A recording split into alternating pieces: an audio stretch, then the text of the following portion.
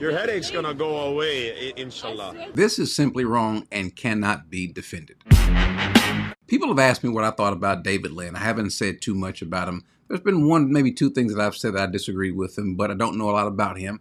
I know he's a street preacher. I know he tends to be a little bit charismatic, but I don't know a lot about him, so I can't say too much negative. At least now I can. But what I've always thought was, hey, he's a street preacher. He's out there on the street and spreading the gospel. I have no problem with that. As a matter of fact, kudos to him. There have been some associations of his that, you know what, okay, fine. I would not associate with some of these people, but no problem. I'm not gonna impugn him because of that.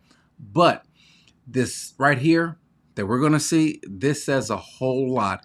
Trying to cozy up to the world or to really some sort of demonic religion to make them feel better, or I don't know what he's trying to do, but what he's getting ready to say is indefensible. God communicates to us through human language, and he reveals his attributes to us through people. And he did that through prophets like Muhammad and Dawood and Musa. Did you catch what he said? He says God reveals himself through human languages, himself, so through different people. I don't have a problem with that part. But notice he puts in there with David, with Moses. He also puts in there Muhammad.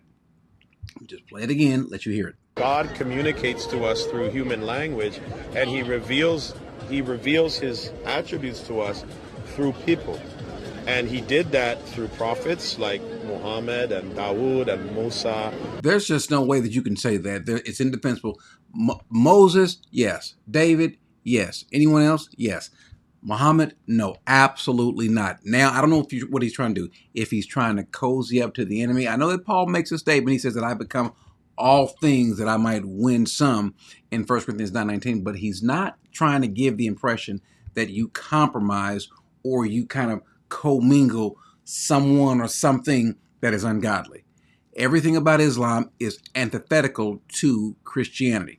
And to bring this in for the sake of making some points, I don't know. It's almost like you're trying to be like them, and we see this a lot. We see this in the body, where people want to try to kind of cozy up to the world sometimes, and I don't know what it is they're trying to do. Maybe to gain some points, not to offend. The Bible does say that if you are, by the way, it starts off by saying, James says, by saying, you adulteresses, that friendship with the world is hostility. Certainly, friendship with some other religion is certainly hostility. I understand that maybe he's trying to maybe bring some people to Christ. That's the wrong way to go about doing it. To elicit the name of Muhammad and Allah. Oh, by the way, he makes this statement. It's okay. I really want to. Your headache's gonna go away, inshallah. Which means if Allah wills, and he's made other statements.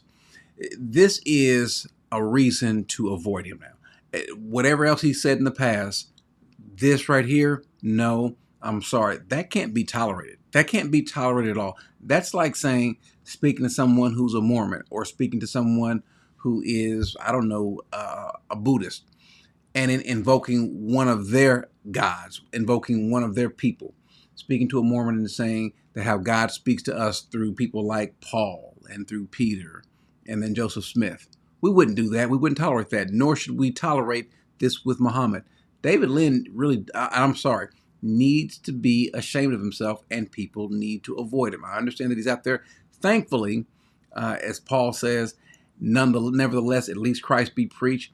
And so maybe in spite of him, somebody might come to Christ. But this right here should not be tolerated. And certainly when folks invite him to his church, you should rescind that offer. Because again, this right here is ungodly. And if anyone wants to defend that, you have a hard task. You have no biblical standing to defend what he just said.